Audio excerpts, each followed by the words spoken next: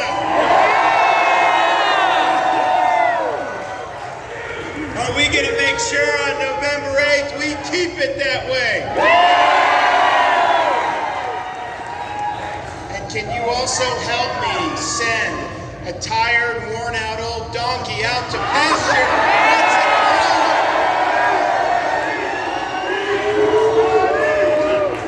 It's wonderful to be back. It's wonderful to be here.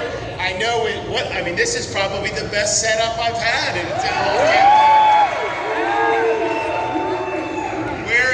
Where's George Masvidal? Is he here? There he is, right there. So, I was thinking about coming here, and I knew the training, and I knew Masvidal was going to be here.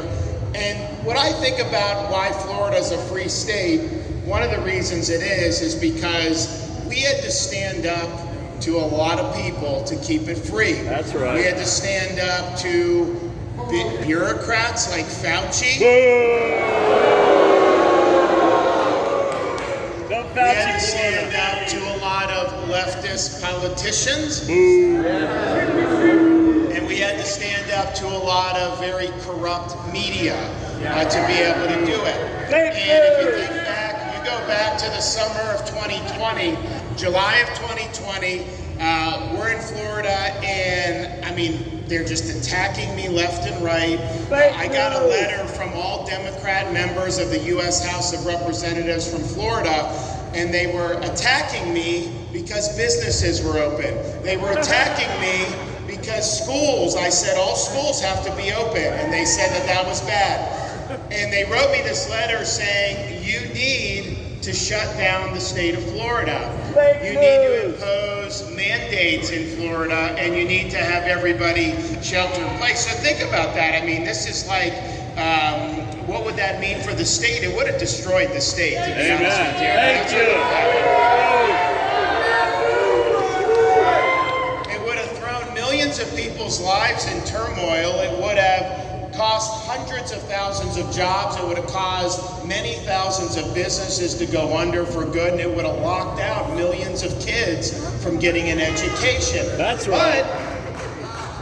But they were coming after me.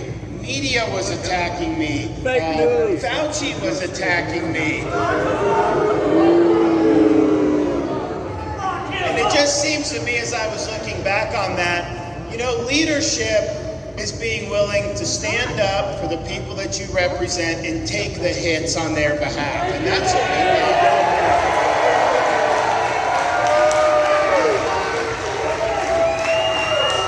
It was my job to be more concerned about saving your jobs than about protecting my own.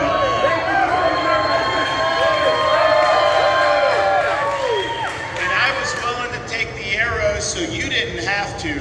And so I thought about that letter, and I looked at it. I thought about all the people that would harm if we followed what they wanted to do. I took the letter, I crumpled it up, and I threw it in the trash can.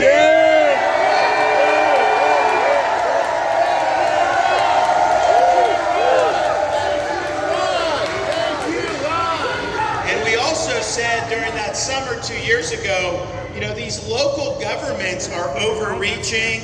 They're imposing lockdowns. They're imposing mandates. And so we said, you can't do that anymore. Amen. Not fines, anything. We pardoned people. They were trying to prosecute a gym owner because he didn't make everyone wear a mask when you're working out. First of all, you're not supposed to wear a mask when you're working out. That's right. So we pardoned everybody. And really, if you think about how South Florida has boomed, that would not have happened if I had not come in and made sure everybody could be free.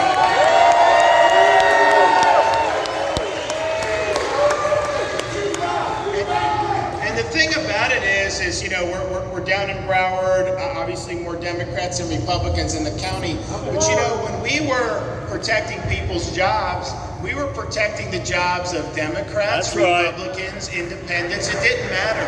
When we were saving businesses owned by Republicans, Democrats, and independents. It didn't matter, and we were making sure our kids could be in school. That affected families who have all types of political parties and persuasions. We were lifting people up and doing what was right. And the state is better for us doing that.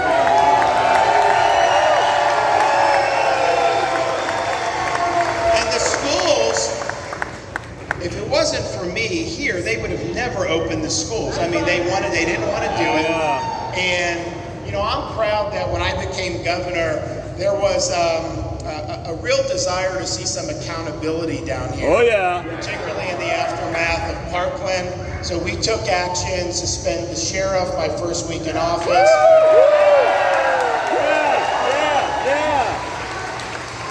Did a statewide grand jury on school security, and they did big report. We implemented recommendations with the legislature. We funded close to $1 billion in school security statewide, but that one of those reports finally came out just a month or two ago and said to recommend to suspend a number of the school board members here in Brown. So we did that.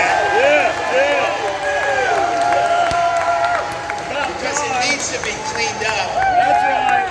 And I'll tell you, the people that have gone on have done a really good job. Things have gotten a lot better. But if you look at the education, they all oppose me saying kids need to be in school. They want to pretend like they didn't now, but then they all oppose me. And I was being attacked, all this stuff. Well, you had kids locked out of school in Chicago, LA, all these different places. And you know, the thing is, the politicians and the bureaucrats who lock other kids out of school, they take their own kids and they have them in private instruction in person. That's what they do in California and other places. So it's all a total fraud how these people operate. Nevertheless, they did that. And they fought us, and we were attacked. Now you look at the results. They just did the nation's report card. Florida ranked number 3 in the country for 4th grade reading, and New York and California were like 35th. Of course it hurt these kids, and of course we did better to stand by our kids, and we were right on that. We were also right on protecting your freedom with respect to COVID vaccine. That's right.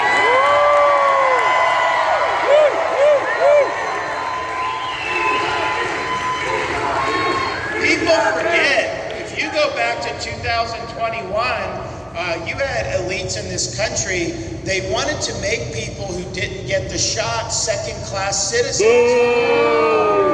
They wanted to deny your right to have full participation in society through mechanisms like vaccine passports. And we saw that very early on for what it was, and we were the first state, at my direction, working with the legislature, to ban vaccine passports.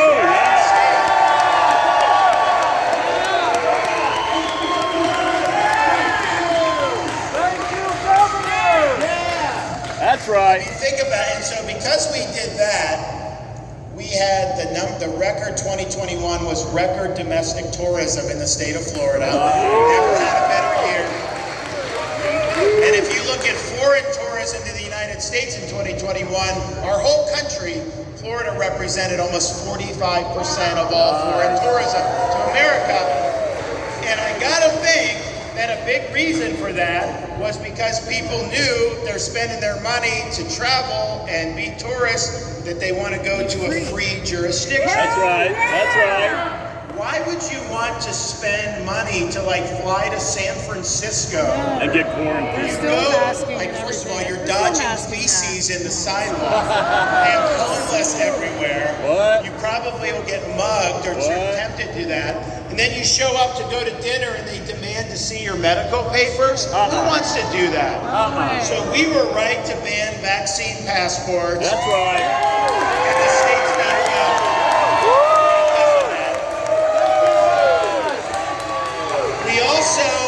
We also stuck up for people and fought take a shot.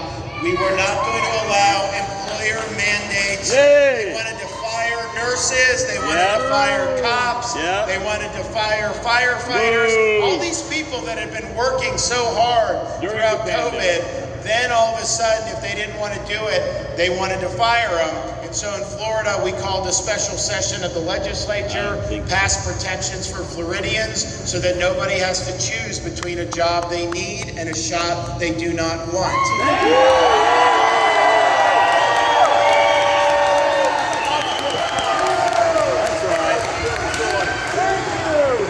So now the latest thing is that the CDC has added to the childhood immunization schedule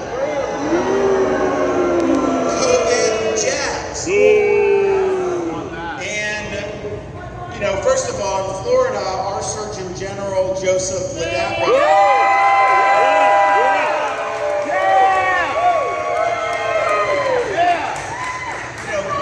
recommends against this for kids. He tells parents, you can make whatever decision you want, but there's no evidence that this is benefiting these young kids. And so, you know, it definitely benefits Pfizer. That's right. But it doesn't benefit the young kids. So, that's his recommendation. Nevertheless, the fact that this has been added to the schedule is going to be a pretext for state governments, school districts, other things around the country to mandate COVID shots for young kids to go to school. And that will happen after the election. But in Florida, you have me, and so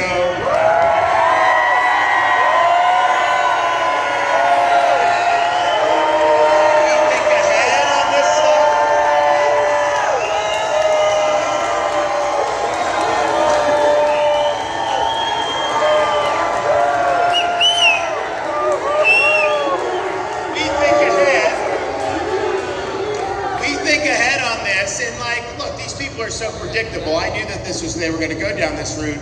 So last year, I worked with the legislature and I signed legislation to prohibit any mandates on school children for COVID vax in the state.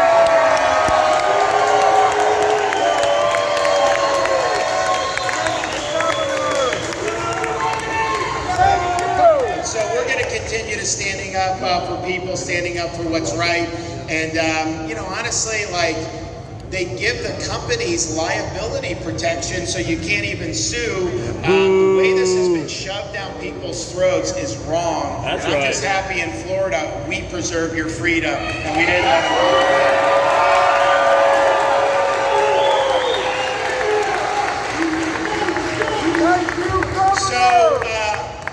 people in this crowd have moved to Florida within the last 4 years?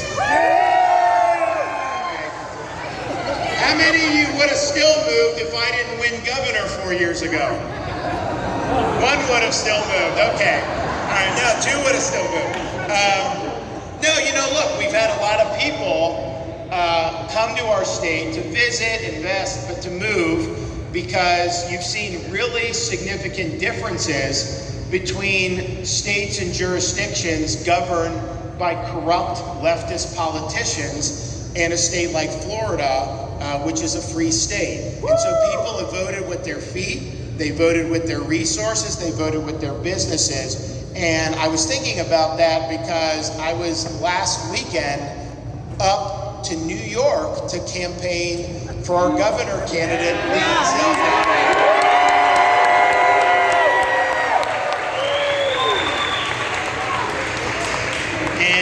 You know, I've known him a long time, great guy, I think he'd do a great job, but, you know, the issue is that I talk to people who've moved from a lot of these places. I'll have people come up to me, just give me a bear hug, they don't even know me, and they thank me for giving them a place where they can come and thrive and be free. So you have, in these areas, they treat people horribly. I mean, think about how they treat tax-paying citizens up there. New York has millions of people fewer than Florida, and yet our budget is half the size of New York's budget. And yet, the people that come down here from New York tell me We have better roads, better infrastructure, better services, and we have higher performing K through 12 schools. So where is all this money going towards? In their pocket. Why are they taxing people so much? And in Florida, you get better results with no income tax at all.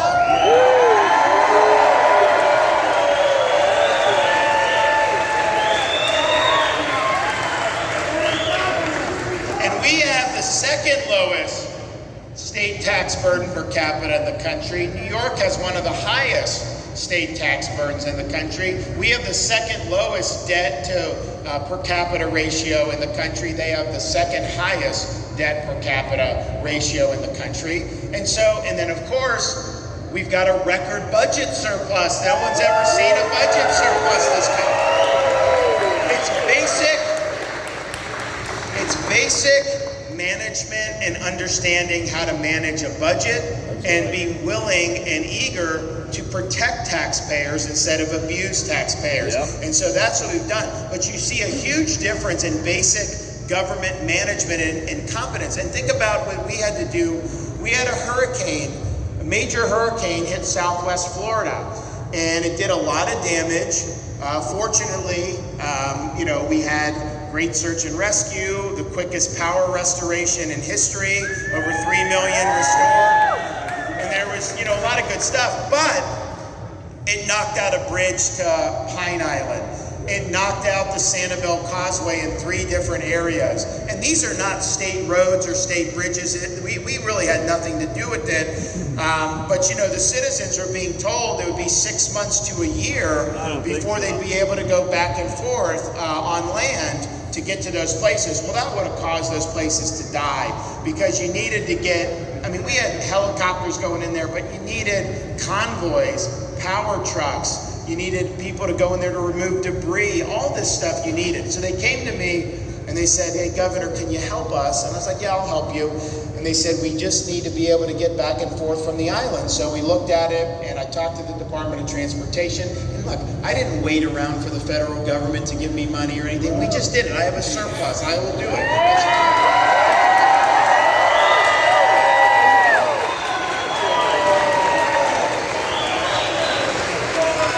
So we looked at the Pine Island and said, okay, we could do temporary repairs. They said, it's going to take many weeks. But honestly, that was not bad for what they were told, 6 months. But I was like, I don't want many weeks. I was like, we need to get moving here. And so they're like, all right, we're willing.